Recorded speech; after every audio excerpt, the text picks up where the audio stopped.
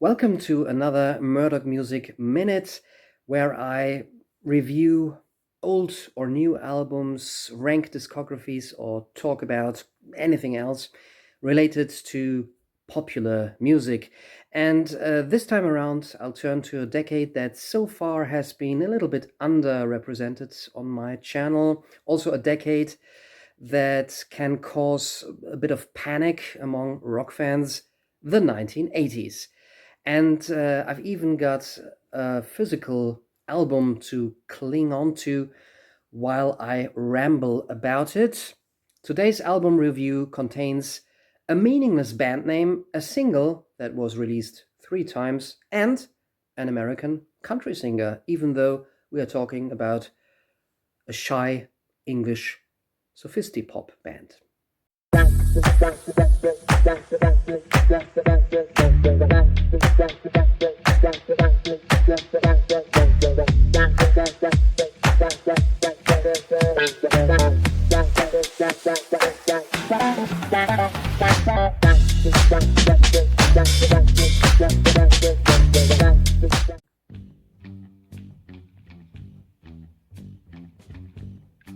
That was just to boost the coolness factor of this particular video at least a little bit.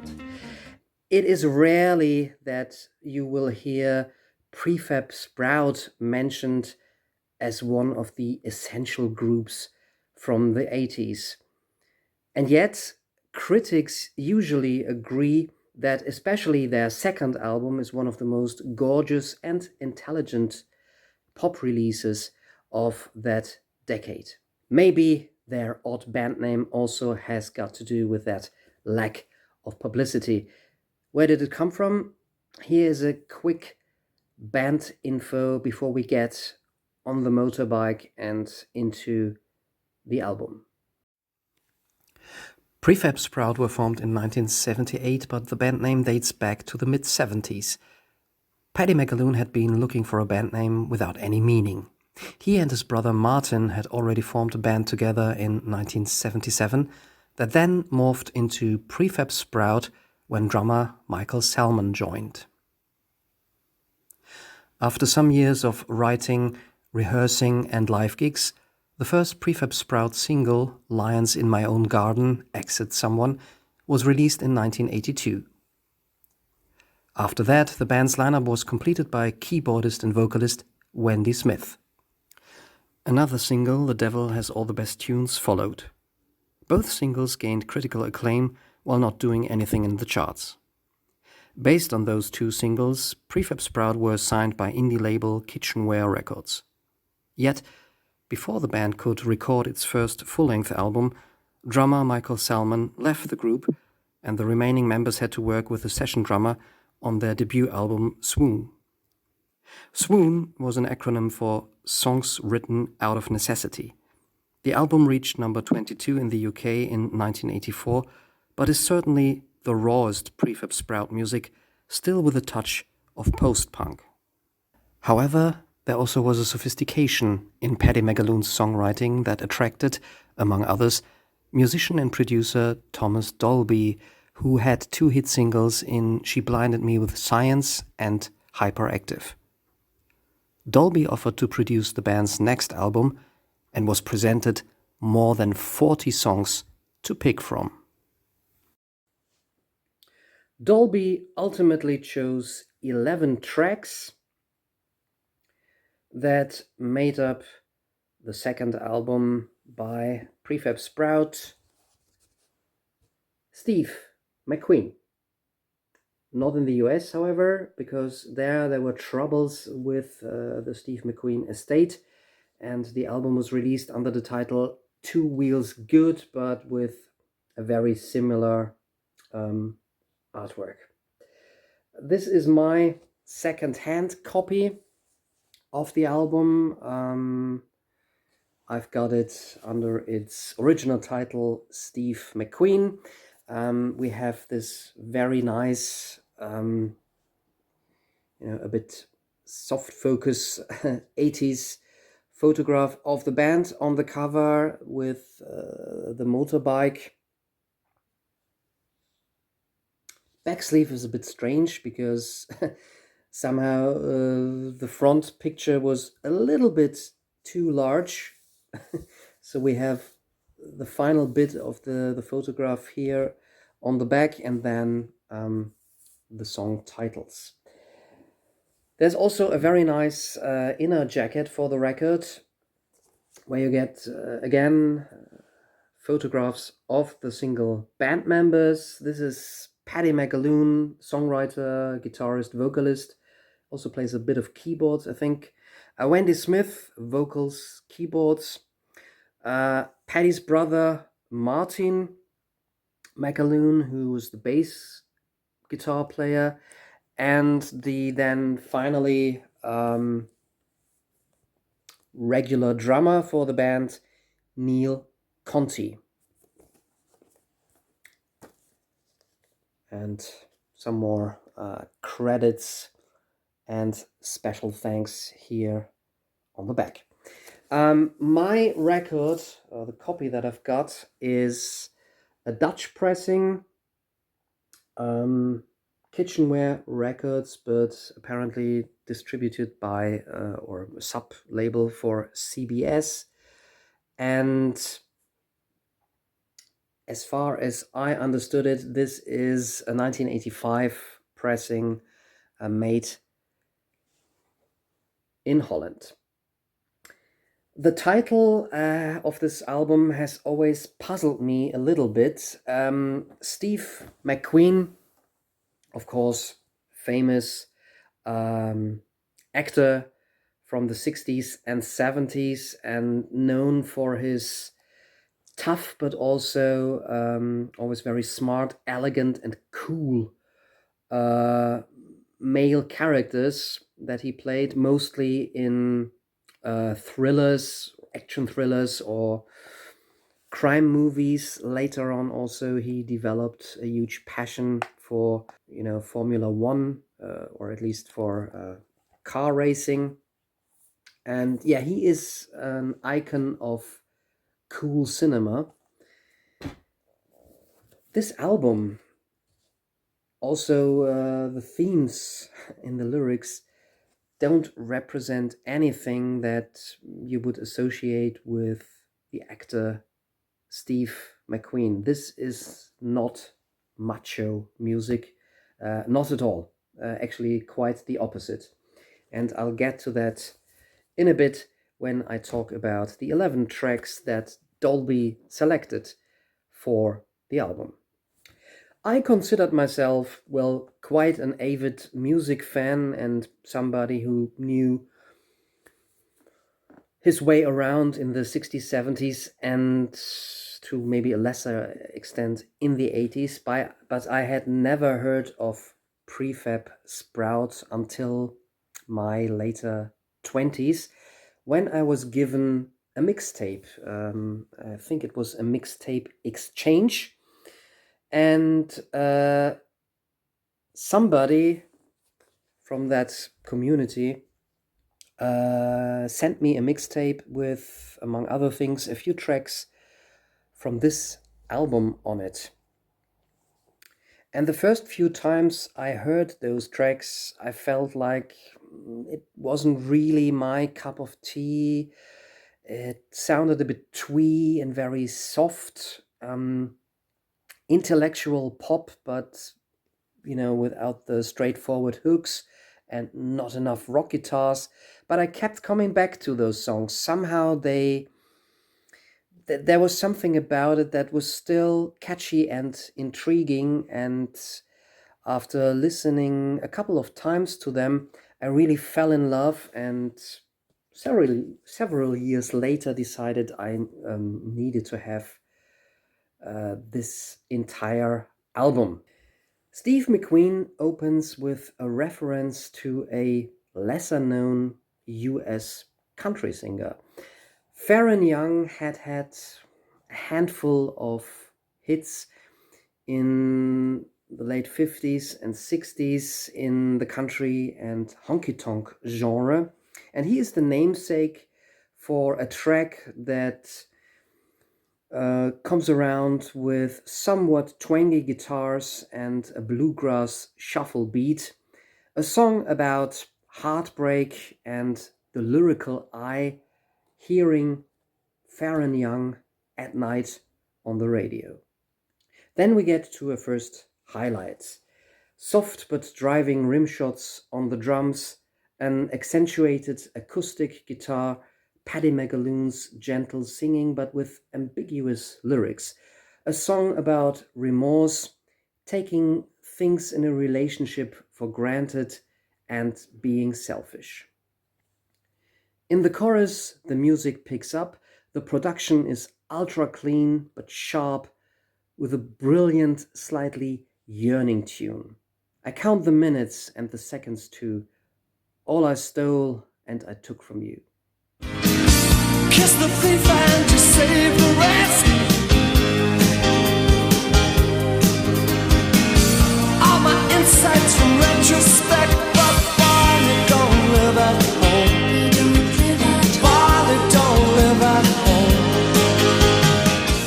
These first two tracks will give you a clear indication whether you like this band or whether Prefab Sprout are a bit too twee and soft focus lens for you.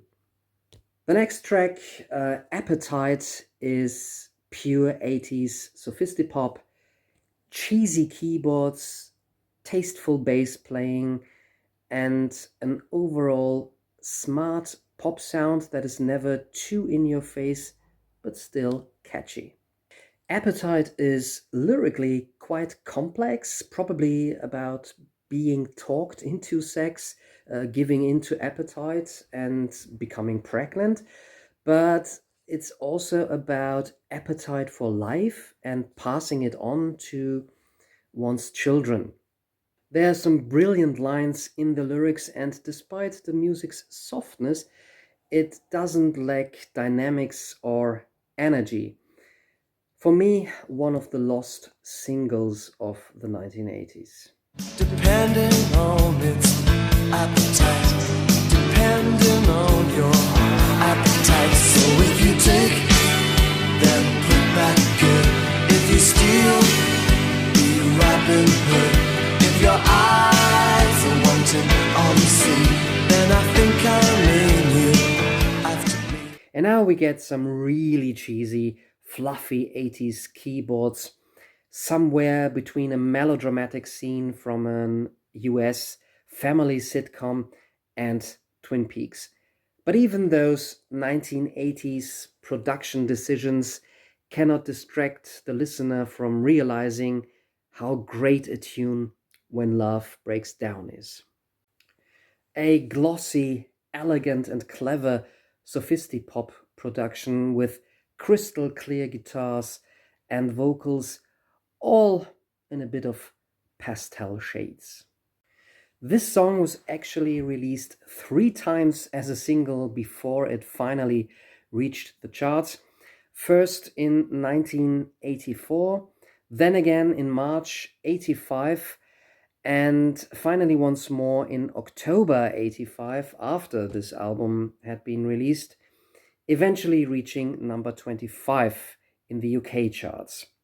Maybe the sophistication of McAloon's songwriting also was what ultimately held it back from becoming an alternative to Spandau Ballet. Rain on me like no other, until I drown, when love breaks down, the things you do to stop the truth from hurting you. And still on side 1, yet another stunning tune. Goodbye Lucille, number 1, or in brackets, Johnny Johnny. This is nothing but sublime, built around repeating delicate guitar lick, crispy bass. I really love the bass playing on this album, and a back and forth between Paddy McAloon and background vocals, and finally an emotional outbreak and climax at the end that gives a bit more room for the guitars for a change. The theme of adolescence heartbreak here is elevated to completely melodramatic feelings that are counterbalanced by the sometimes ironic remarks or comments of an older, more experienced lyrical eye, ingeniously described in lines like, "Ooh, Johnny, Johnny, she's a person too. She has her own will. Why don't you join the Foreign Legion?" As a single, the track didn't even crack the UK top 40, but this is one of the finest unheralded songs from the 1980s, period. Now you want, now you want,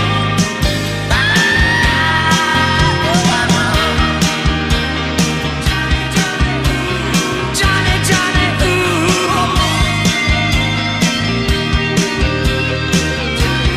Johnny, Johnny, ooh. Side 2 is the jazzier, a bit less accessible half of the album.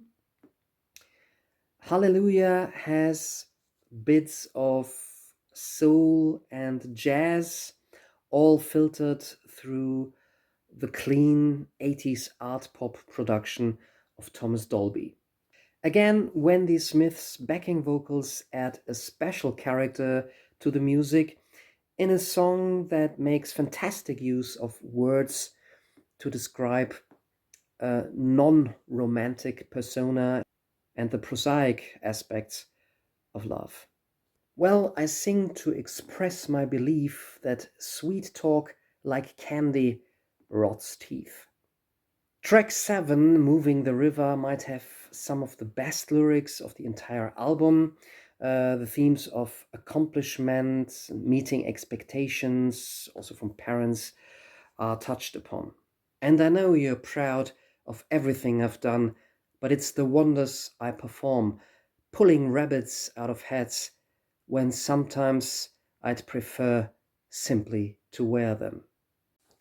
It's not the catchiest track, but it reminds me of the complex yet breezy pop style of similar bands like Aztec Camera, for example. Horsing Around lulls one in with a bossa nova approach, but then there's a jazzy break taking the song into a different direction. Another less straightforward pop track about the remorse of a cheating man. The song itself never really settles into one groove, thus horsing around. The next track, Desire As, is somber and a bit darker in tone. There is a night atmosphere when synths and a lonely saxophone meet, while Paddy McAloon sings, "I've got 6 things on my mind, you're no longer one of them." Is it true you only see desire as a self-figured creature who changes her mind? It's perfect as it stands, so why then crush it in your perfect hands? Blueberry Pies continues the jazzier and a bit less straightforward material of the second half. This track is an 80s version or an 80s art pop version of crooner jazz. But again, there's a theme of self-hatred and remorse running through the lyrical content. It's a charming short track setting the stage for the final When the Angels, which finally ups the tempo a little bit again. A very funky bass and shimmering keyboards, including a fake trumpet sound on this recording. It's not the most memorable album closer, but it leaves the listener in a brighter, more upbeat mood. I've read somewhere that When the Angels refers to the death of Marvin Gaye, but this still needs to be confirmed. While the singles pulled off from this album practically all bombed, the album itself received critical praise in 1985 and is even held in higher regard nowadays, not only as an excellent 80s pop album, but as a milestone in British indie pop in general. Especially on side 1, gorgeous and carefully crafted pop tunes are combined with witty lyrics, while side 2 sees the group experimenting a bit more with the sophisti-pop subgenre. Steve McQueen, or Two Wheels Good, is chock full of masterful songwriting, not least proven once more by Paddy McAloon's all stripped back acoustic re-recordings of these songs from 2007, I believe. The original album's best chart positions were 21 in the UK and 33 in New Zealand, but this should have a firm place in the hearts of any 80s music fans. It sure has got a place in mine, or to sum it up, very, very good album. Consider subscribing to my tiny channel if you enjoyed this review. Let's see what the next Murdoch Music Minute will bring. Thank you and bye-bye.